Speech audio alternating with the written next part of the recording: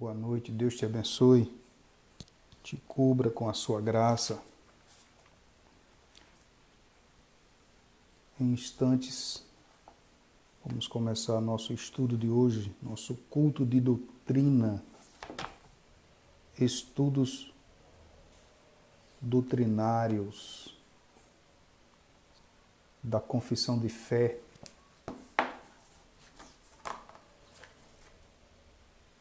De Westminster, uma confissão organizada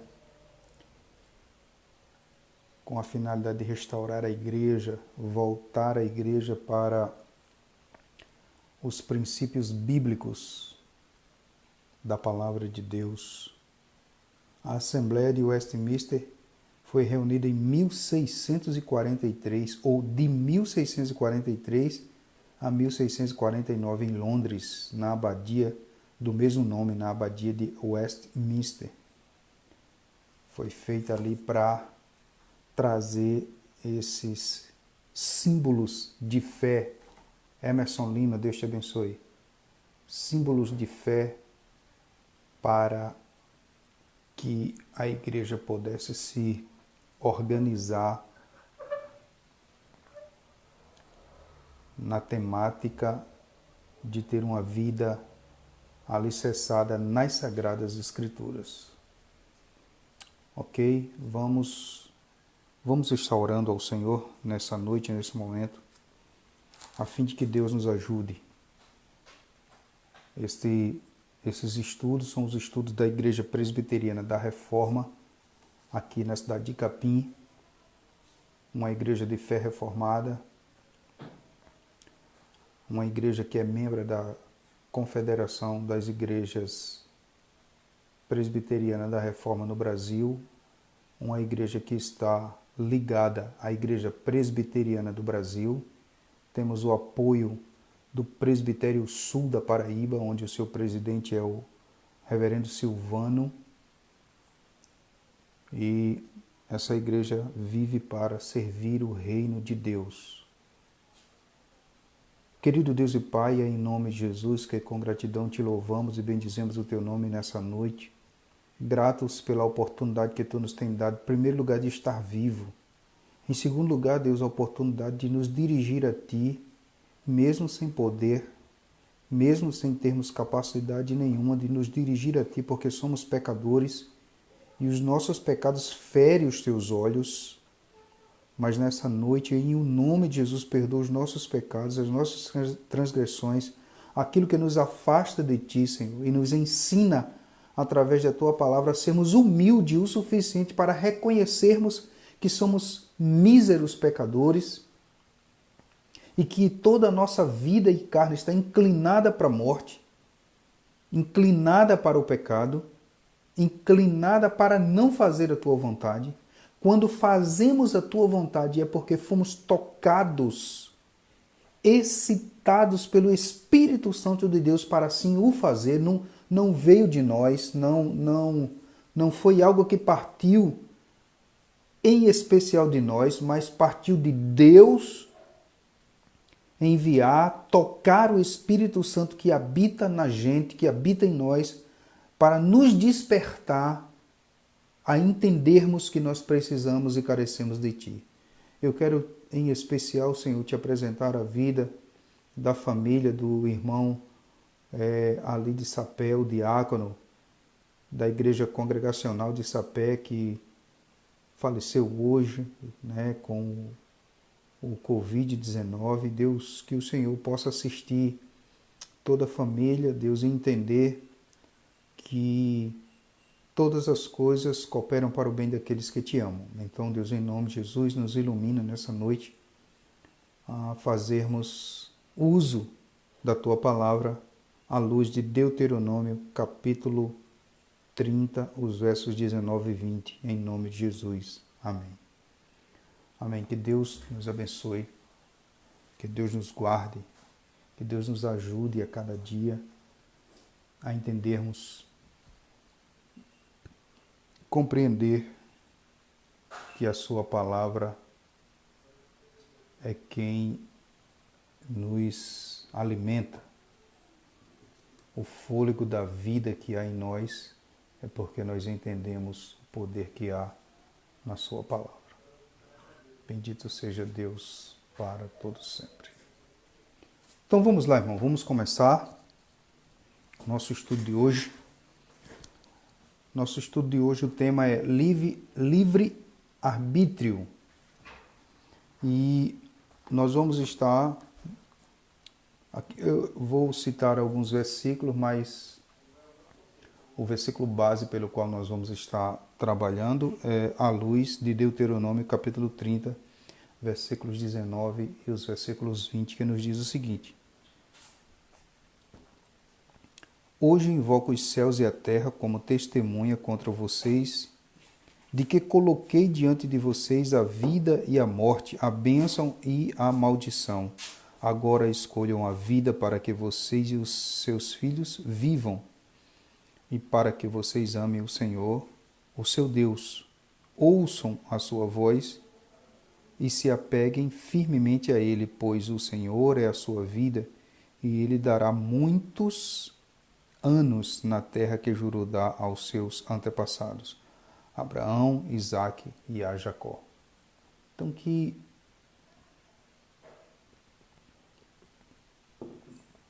o Senhor, Ele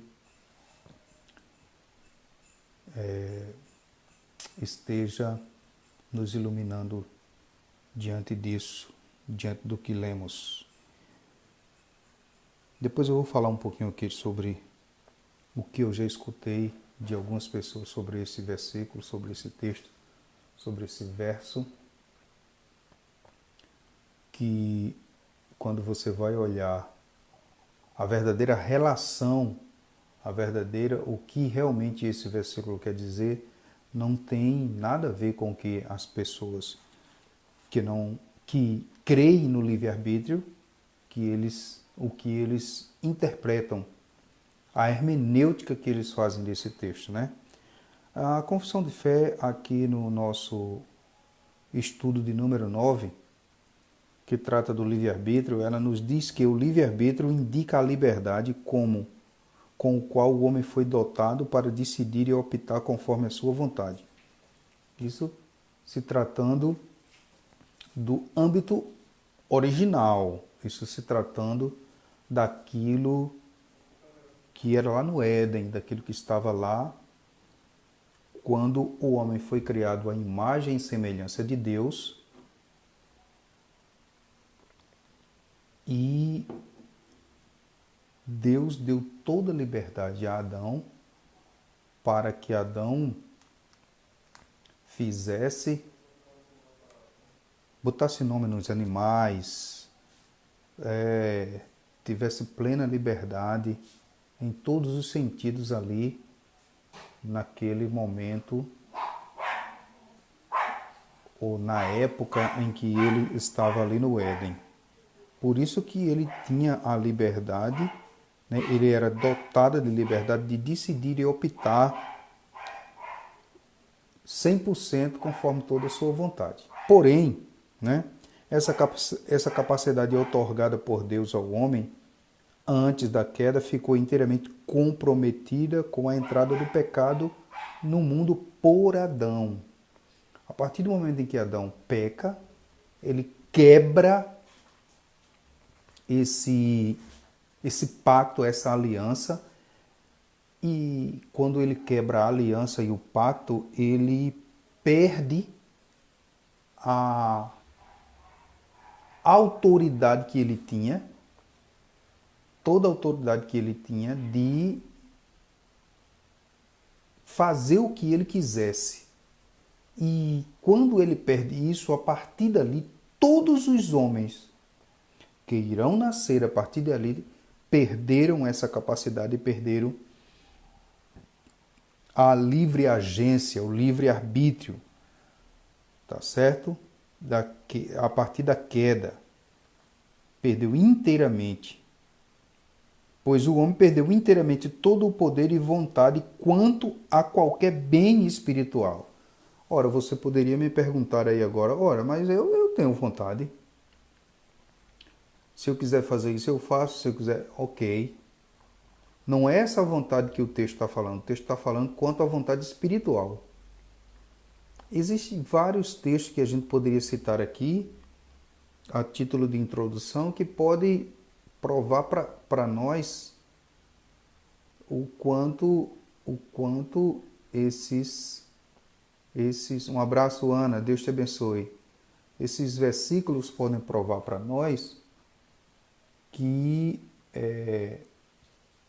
nós, no sentido espiritual, a nossa vontade foi manchada pelo pecado. No sentido de que, por exemplo, eu tenho vontade de comer tal coisa, eu como, ok. Eu tenho vontade de ir em tal lugar, eu vou, ok. Mas quanto ao sentido espiritual, essa vontade ela não existe mais. Você já parou para pensar como o homem tem dificuldade de perdoar? Por que o homem tem essa grande dificuldade de perdoar o ser humano? Porque a capacidade e a vontade dele foi, Paulo Sérgio Barbosa, boa noite, foi perdida lá no Éden. Foi totalmente, inteiramente perdida em seu bem espiritual. Não existe mais. E principalmente, que é o ponto mais forte disso aqui, principalmente quanto o ato dele decidir fazer o bem, prestar culto e decidir sobre a sua salvação. Então, por exemplo, algumas palavras que muitos evangélicos usam, como por exemplo, eu aceitei a Jesus. O homem não aceita Jesus. É Jesus quem aceita o homem pecador, é Jesus quem traz o homem lá do lamaçal, do pecado, da vida desmantelada, de uma vida destituída da presença de Deus e o traz para o reino de Deus. Segundo lugar, primeiro ninguém aceita Jesus, é Jesus que aceita o homem. Em segundo, eu já escutei muitos evangélicos dizerem, quando eu tomei a decisão, não é você que toma a decisão. Você não tem esse poder de tomar a decisão de aceitar a Cristo. Você não tem o poder de tomar a decisão de dizer que vai ser crente. Ora, se a Bíblia diz que o seu nome, que o nome dos eleitos já estão escritos no livro da vida antes da fundação do mundo, então só vem a Jesus aquele que ele escolhe, aquele que ele elege, aquele que ele predestina, aquele que ele vai buscar, tá certo? Porque nós não tomamos essa decisão, porque essa decisão já fora tomada. Essa decisão já foi tomada. Então, não é a questão de que nós vamos tomar uma decisão. A decisão já foi tomada e a decisão não foi tomada por Jesus. A decisão foi tomada por Deus de enviar Jesus para nos relacionar e nos unir e nos reconciliar com Deus. Tá certo? Então, não é nós que tomamos a decisão e nem somos nós que vamos a Cristo. É Cristo que vem até nós. Você lembra um assunto bem fácilzinho para você entender?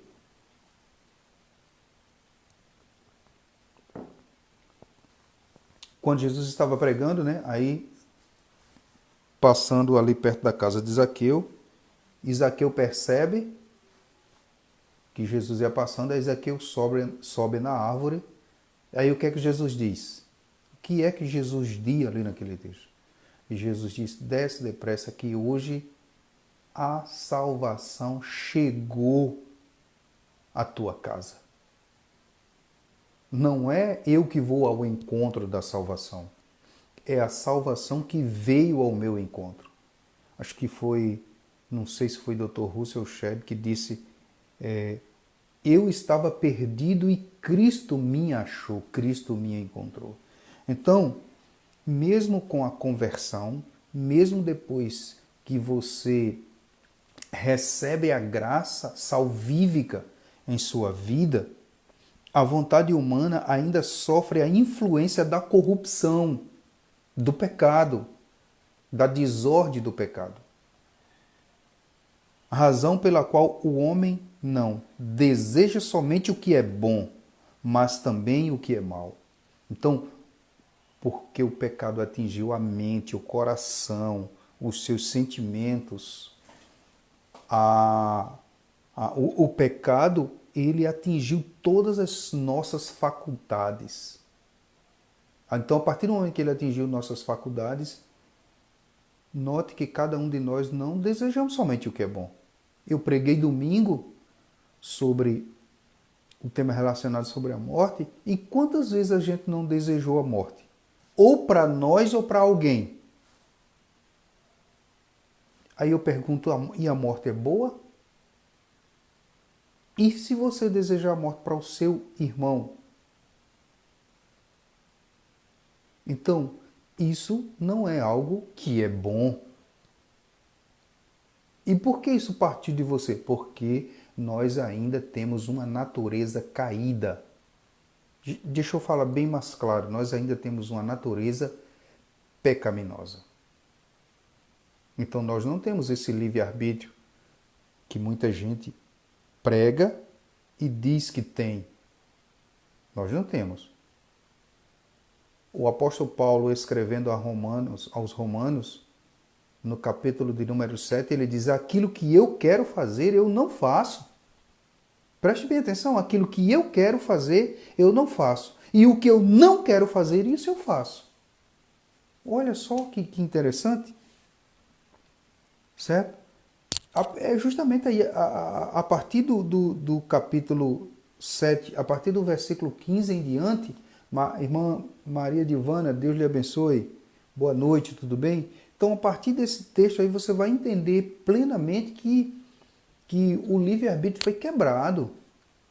Foi quebrado. Você não escolheu. Não, eu escolho ser crente, eu escolho ser. Se a Bíblia compara a vida de crente como nascer de novo, nascer é nascer. Não tem outra palavra grega, latim, hebraico, nascer é nascer. A pessoa que nasce, ela não escolhe o pai, não escolhe a mãe, o país, a cor, o sexo, a língua que vai falar. Ela não escolhe. Muito menos você, muito menos eu, muito menos no sentido espiritual. Não sou eu que escolho ser crente. Foi Cristo que me escolheu. Foi Cristo que me achou. Foi Cristo que me fez converter dos meus maus caminhos. Foi Ele que veio e me tocou e me chamou e me transportou das trevas para o reino do Filho do seu amor. Eu vivia perdido, eu estava morto. Efésios, Paulo escrevendo aos Efésios, aqui no capítulo 2, se eu não estou enganado, me deixe ver aqui, só um minuto. Paulo escrevendo, olha o que é que ele diz,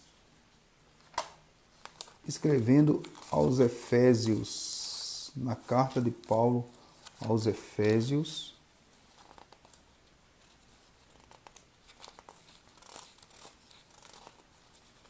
Aqui ele diz,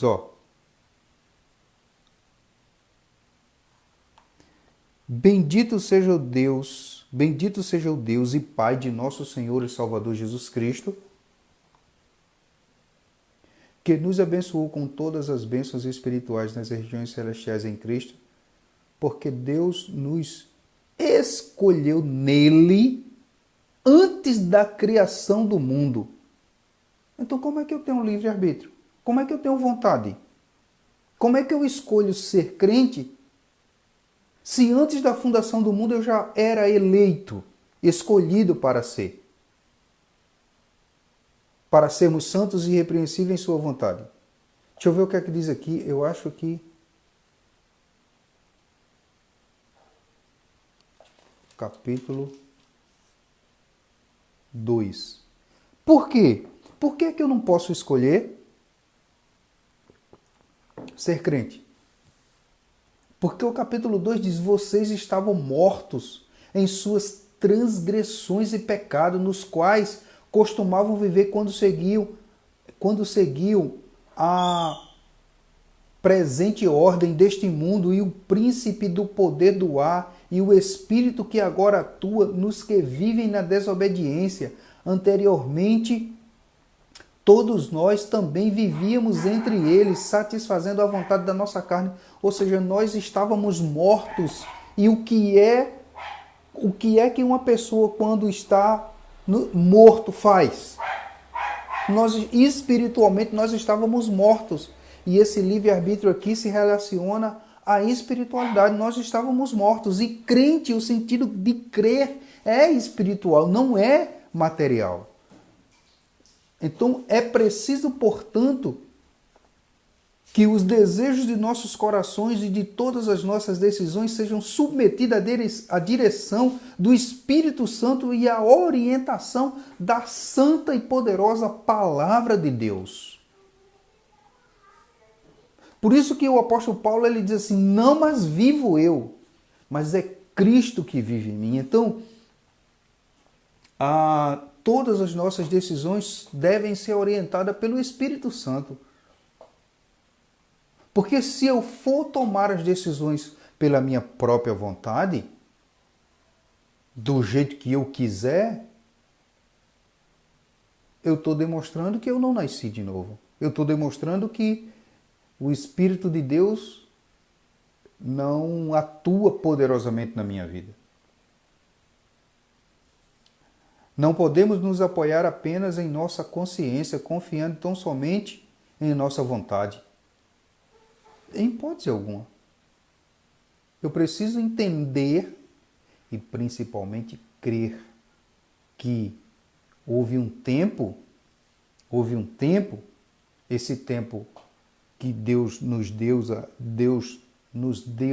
segundo está escrito lá em Gênesis, em que o homem tinha a sua vontade, mas agora ele não tem mais. Esse texto que nós lemos, ele diz o seguinte aqui. O versículo 19 diz, e é muito interessante que as pessoas usam ele numa hermenêutica errada. Porque ele diz o seguinte, ele diz, olha, os céus e a terra tomo hoje por testemunha contra ti. Os céus e a terra eu tomo hoje por testemunha contra você. De quê? O que ele está dizendo aqui é que essa menção das testemunhas é semelhante à forma dos tratados antigos que incluía uma lista de testemunha com a frequência nomes de deuses pagãos no final.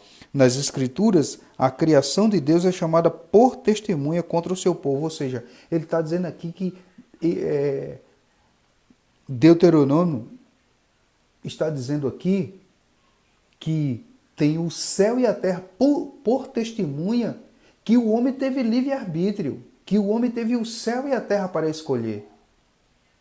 Mas que agora não tem mais. Agora não é mais ele que escolhe. Deus disse a Adão, bota o nome em todos os animais. Deus não interferiu em nada. Mas agora não mais. Esse poder, essa vontade de fazer o que quer, acabou.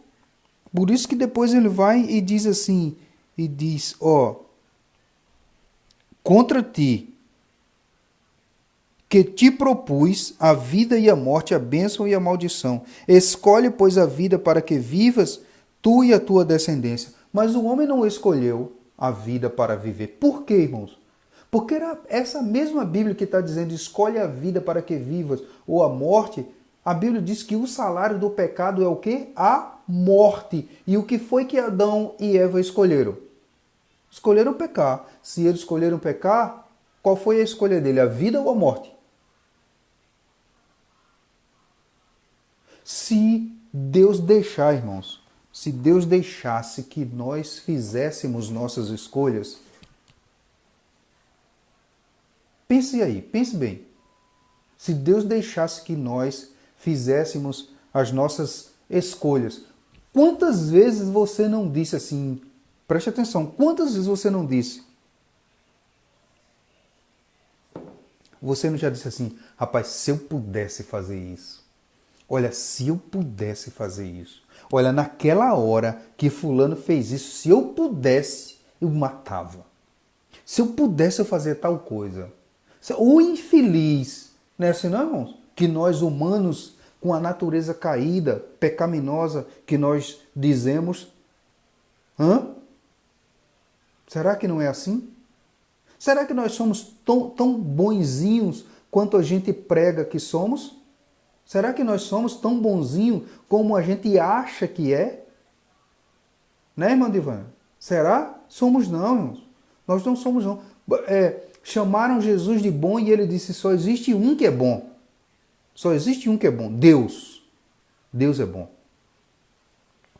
Deus é bom. O Salmo 73 começa dizendo isso. Que Deus é bom para com Israel. Então precisamos, irmãos, nos converter dos nossos maus caminhos e entender que não existe livre-arbítrio na vida do crente. Não existe. Toda a nossa vida está pautada, alicerçada, ela é controlada totalmente pela vontade soberana de Deus. É por isso que o crente não pode crer na teologia da prosperidade. Não, de jeito nenhum.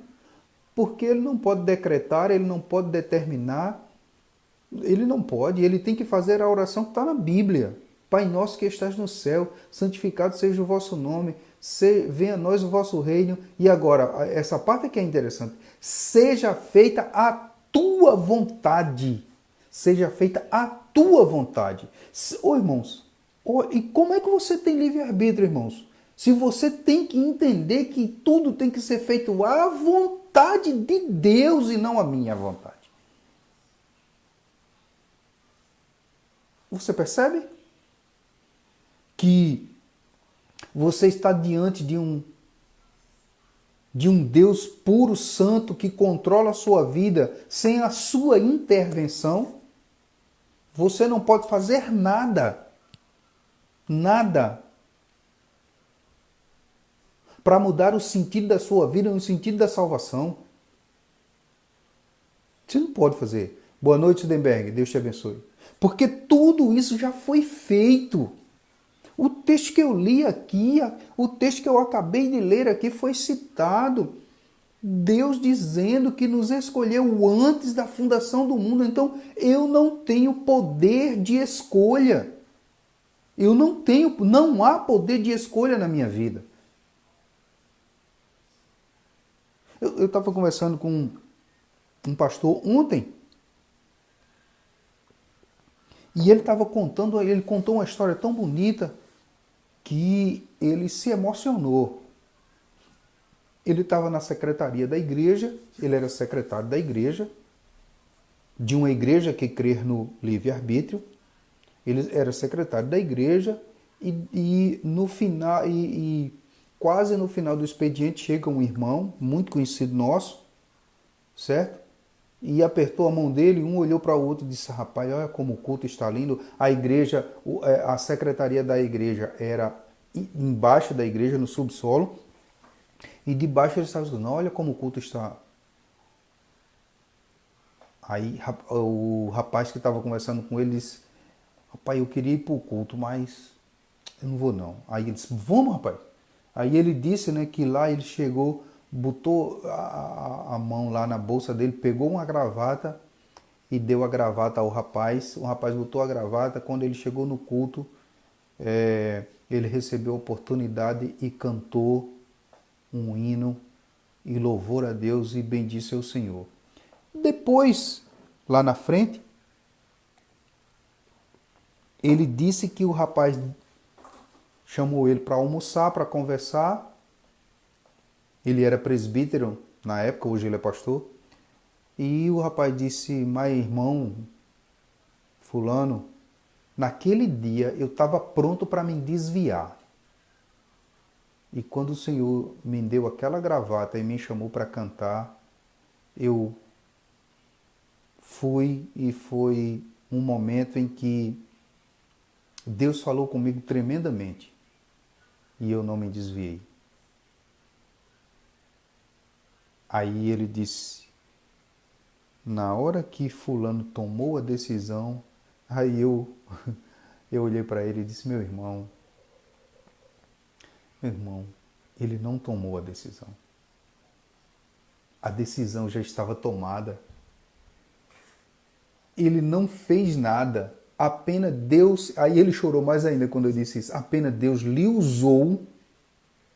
usou para que ele voltasse para casa. Porque crente que é crente, ele nunca deixa de ser crente. Não. Outro dia eu estava até dizendo aqui, um pessoal que eu conheço aqui em Capim, e eu fiz uma pergunta muito interessante a uma irmã. E eu perguntei, irmã,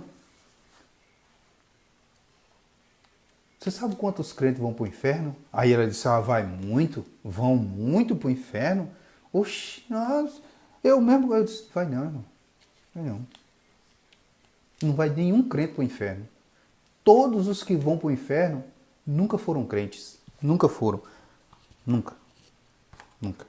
Eu separei um texto aqui de um livro que eu gosto muito, Curso para Catecúmenos, Curso para a Classe de Catecúmenos. E esse livro ele tem algo interessante relacionado ao livre-arbítrio, que a nossa vontade ela não existe mais. Eu tenho que entender isso. Precisamos disso. E o reverendo Adão Carlos do Nascimento, certo? Ele diz aqui, além do intelecto e das emoções, o ser verdadeiro cristão envolve também a vontade.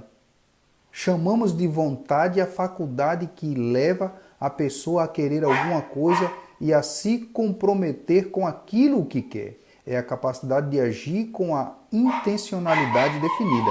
Para ser verdadeiramente cristão, a pessoa precisa assumir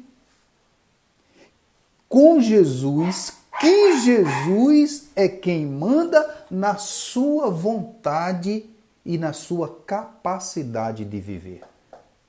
Para ser um verdadeiro cristão, é preciso entender que nessa vontade e nesse intelecto não sou eu que mando mais. É Cristo que manda. Uma vez eu estava conversando com meu pai e eu disse, papai, se o senhor quiser deixar de ser crente, o senhor ainda não deixa. Se o senhor pegar aqui, na cidade que o senhor mora, chegue numa bodega, num bar, qualquer um que o senhor quiser ir. E chegue lá e diga assim, bota aqui uma dose de cachaça que eu vou tomar agora. Você sabe o que é que o cara do bar vai dizer?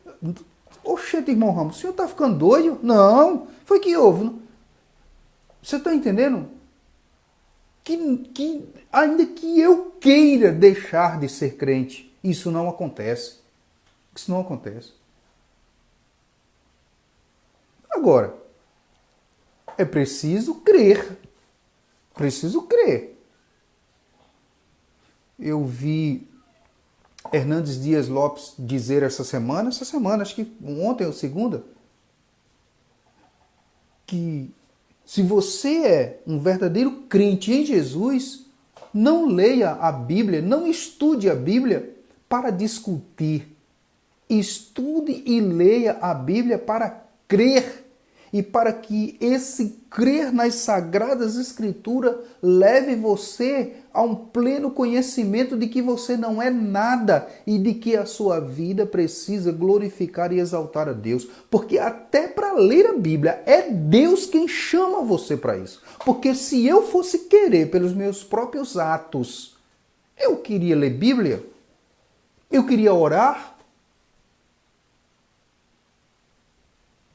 Eu queria dobrar os meus joelhos pela madrugada, enquanto durante o dia tem uma porção de gente falando da vida de um verdadeiro cristão, denigrindo a sua imagem. Aí ele vai pela madrugada chorar sozinho, sabendo que não tem ninguém vendo, e ele está lá. Não é porque ele quer? Não, irmão, é o Espírito de Deus, é a vontade de Deus que faz isso acontecer na vida de quem foi regenerado. Quem não foi regenerado, ele não tem desejo de orar, de ler a Bíblia, de buscar ao Senhor, porque nunca foi convertido. Porque a vontade humana ainda persiste nele. Você lembra daquilo que eu citei de Romanos capítulo 7, a partir do versículo 15? Aquilo que eu quero fazer, eu não faço. E o que eu não quero fazer, isso eu faço. Então você precisa entender essas coisas. A nossa lição, ela diz aqui, olhe, não podemos nos apoiar apenas em nossa consciência, confiando tão somente na nossa própria vontade. Tem um texto muito interessante que ele diz assim, maldito o homem que confia no homem. E eu demorei para entender isso. Eu pensei que era maldito eu confiar em outro homem. Não, é maldito o homem que confia nele mesmo. Porque a nossa confiança e a nossa segurança total está no Senhor. Nenhum homem por si mesmo ou por qualquer graça que receba nesta vida é capaz de guardar perfeitamente os mandamentos de Deus. Não, eu sou crente porque eu quero. Se eu quiser, não, meu irmão, não é não. Não é porque você quer, nem quando quer, não. Aliás, o apóstolo Paulo diz lá em Romanos assim, ó, não depende de quem quer, não depende de quem quer, mas de quem Deus escolhe, mas de quem Deus se compadece. Não depende de você nem de mim, não. Eu só guardo ou observo os mandamentos de Deus porque tem um Espírito, sabe, gemendo comigo com gemidos inexprimíveis, me chamando, me convocando, o Espírito martelando a minha mente, dizendo não faça, não faça, não vá. Mas pela minha própria vontade, não. Não. Ninguém é capaz de guardar perfeitamente os mandamentos de Deus, mas diariamente os viola por pensamento, por palavras e por obras. É por isso que nós que confessamos que cremos numa teologia reformada, sabe o que é que acontece em nossas vidas? Tio Boninha, boa noite, Deus te abençoe. Nós temos no nosso culto solene, o nosso momento de contrição, pedindo perdão a Deus para poder prestar um culto a Deus. Primeiro a gente pede perdão pelos nossos míseros pecadores. O crente tem que entender que todo dia nós pecamos, toda hora nós pecamos, nós somos um poço de pecado. Lutero disse que o nome dele é pecado e o sobrenome é pecado. É isso que nós somos. É isso que nós somos. É por isso que a gente não é joia rara, ouro de Ofir, sabe? Não somos especiais. Não, nós somos alcançados pela graça, por misericórdia. Quase que nós éramos desfiados, destilhados, consumidos. E a graça soberana de Deus nos alcançou. Nós somos resgatados, nós fomos sequestrados, irmão, sabe? Sabe, a gente está no sequestro e alguém pede o resgate e Cristo nos resgatou. Quase que nós não escapávamos. Como é que você tem vontade? Como é que você tem livre-arbítrio? Livre-arbítrio de quê? Você tem livre-arbítrio de quê? Tem não. Nenhum homem por si só era capaz de fazer nada que agrade a Deus, que glorifique a Deus. Você entendeu? Todos os dias, o Catecismo Maior, na sua reflexão, sua pergunta de número 149, diz que todos os dias nós desagradamos a Deus e entristecemos o Espírito Santo do Senhor. Todos os dias. Pastor, padre, bispo, irmã do círculo de oração, irmã que ora mais, presidente da SAF, presidente da UPH, presidente do Sínodo, todos os dias, nós, por igual. Agora, o que acontece é que nós temos um Deus que nos ouve por misericórdia, que nos socorre, que nos protege. Sabe? Por isso que o Salmo 91, ele diz lá, né, que nós estamos aí guardados pela proteção da mão do Senhor. O Salmo 91 diz que 1000 cairão ao teu lado e 10.000 à tua direita e 10.000 à tua esquerda, e tu não serás atingido. Isso não é porque a gente é bom nem fez alguma coisa, é por causa da poderosa mão de Deus. De Deus. É importante a gente compreender algumas coisas a respeito desse livre-arbítrio. Primeiro, que Deus criou o ser humano livre. Nós éramos livres. Éramos. Mas nós não somos mais. Martinho Lutero disse que nós somos escravos de Cristo. Oh, que bênção é ser escravo de Deus. É entender que nós não vivemos mais, mas é Cristo que vive em nós. É preciso entender, em segundo lugar, que a queda anulou o poder da vontade humana, anulou o poder da vontade humana quanto a todo e qualquer querer espiritual. Eu não quero orar, eu não quero te abençoar, sabe? Eu faço isso por causa do Espírito de Deus que habita em mim, por causa da vontade soberana de Deus. Você está entendendo? É por causa disso. Mas por mim mesmo? Não. Depois de Adão, Abraão pecou, Sara pecou, Davi cometeu, Abraão e Sara mentiram. Um mandamento. Moisés matou. Outro mandamento, assassinato.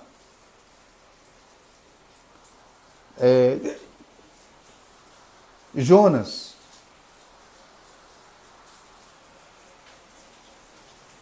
Sara.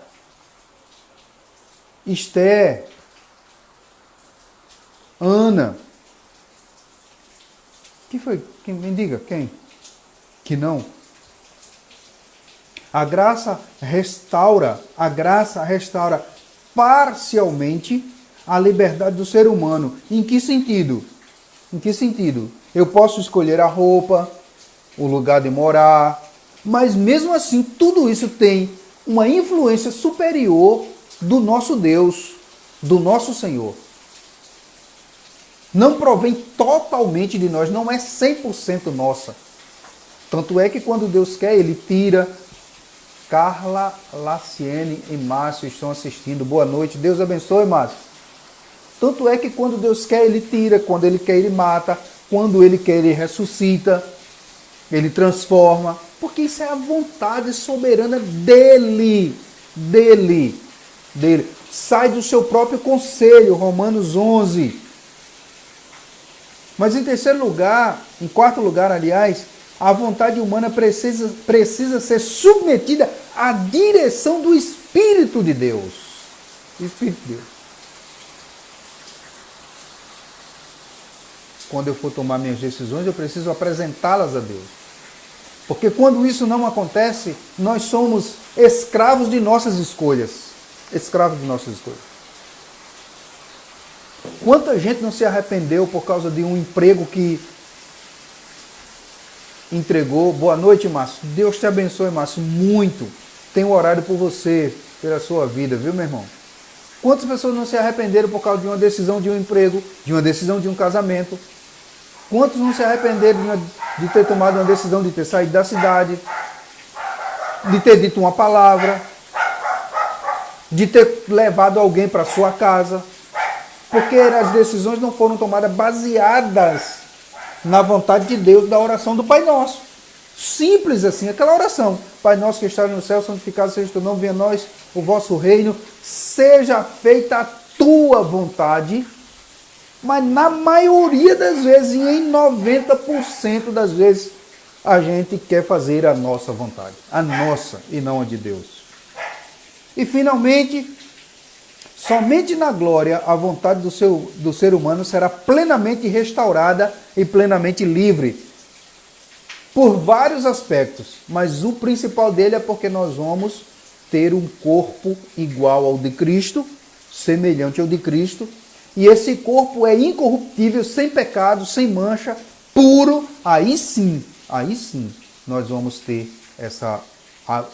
de volta a nossa liberdade. De volta a nossa liberdade. Então, queridos, que Deus em Cristo nos abençoe e que nós possamos colocar em nossas vidas o entender que as nossas decisões precisam ser, as nossas atitudes, elas precisam ser apresentadas a Deus, consagradas a Deus, submetidas a Deus, tá certo? Que o Senhor, nessa noite, em Cristo Jesus, te abençoe. Abençoe sua casa, sua vida, sua família, o seu ministério, o seu trabalho, o seu casamento, certo? Mas lembre-se sempre que você precisa submeter a sua vontade diante de Deus. Você precisa entender que é Deus que intervém na sua vida e em todos os seus negócios. Tá certo? Você fazendo isso, você vai ver, vai sentir uma grande diferença como Deus vai trabalhar na sua vida.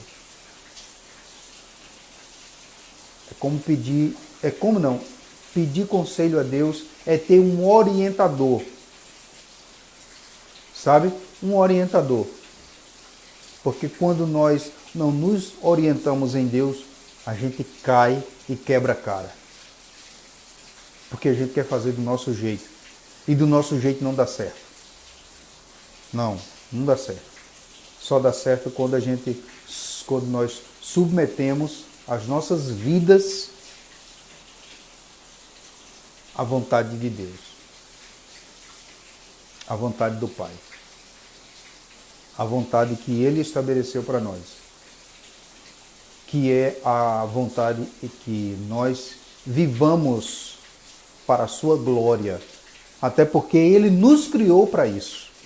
Ele nos criou para a sua própria glória, para que nós pudéssemos alegrar a Ele. É por isso que o culto cristão, você não deve se agradar do culto, porque não é Deus que presta um culto para você se agradar, é você que presta um culto a Deus. Então quem tem que se agradar do culto é Deus, do culto que você presta a Ele. Certo? Faça isso. Faça sua oração de contrição.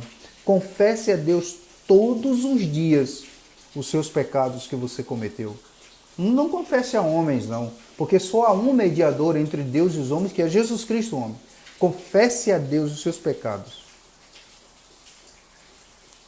Não vá para a cama sem antes confessar a Deus que você carece da glória dele, da presença dele e dos cuidados dele.